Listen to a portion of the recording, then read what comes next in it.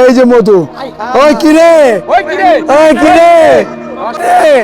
ওই কিরে, মধু মধু মধু, রসমালাই রসমালাই রস। ওই কিরে মধু মধু, ওই কিরে মধু মধু। আসলে তিনি কি বোঝাতে যাচ্ছেন, আসলে তা এ বলার কারণটা কি, আপনারা একটু অ্যানালাইসিস বা বিশ্লেষণ করে দেখুন জিনিসটি। একজন পুরুষ তার সংসারের জন্য কত কিছুই না করতে পারে, এইটা হলো এই যে তরমুজ বিক্রেতা, এটা হচ্ছে তার একটি প্রমাণ।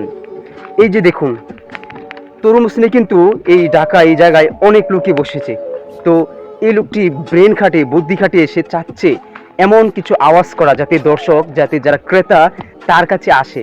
তো দেখেন, না হলে কিন্তু সে কিন্তু অনেক টাকার তরমুজ নিয়েছে, তো না হলে কিন্তু তার ব্যবসায় লস হয়ে যাবে।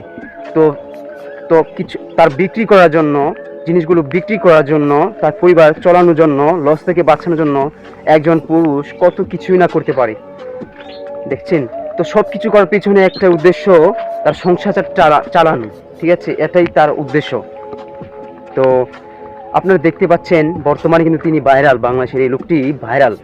তো সে নিজেও জানে না যে তার ভিডিও, তাকে যে মানুষ ভিডিও করছে এইভাবে ভাইরাল হয়ে যাবে, সে নিজেও জানে না। এবং আরেকটা ঘটনা দেখুন, সে যে ভাইরাল হয়েছে টিকটক, ইউটিউব, ফেসবুক, আপনার বিভিন্ন চ্যানেলের সাংবাদিক লোক, বিভিন্ন লোক তাকে ভিডিও করছে, কিন্তু লোকটি কিন্তু আপনার 1.5 লক্ষ টাকার তরমুজ এনেছিল, কারণ সে জানে সে ভাইরাল, তো তার তরমুজ বেশি বিক্রি হবে, সে লাভ করতে পারবে।